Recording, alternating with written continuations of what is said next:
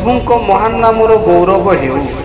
दिन प्रतिदिन वाक्य शुणुथिबा प्रभुंकर प्रिय लोक मानू प्रभु जीशु ख्रीष्टंक सुमधुर नामरे नमस्कार।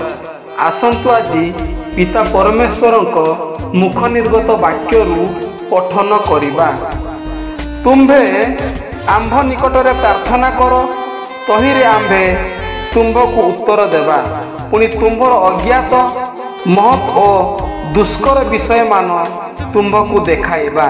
जिरिमिय 33 पर्वर 3 पद। वाक्य बुझिया पाई, वाक्य अनुसार चलिबा पाई प्रत्येक को प्रभु साहाय्य करंतु। एही वाक्य द्वारा आपण माननकु आपण मानक परिवार को प्रभु प्रचुर परिमाण रे आशीर्वाद करंतु। धन्यवाद। आमेन।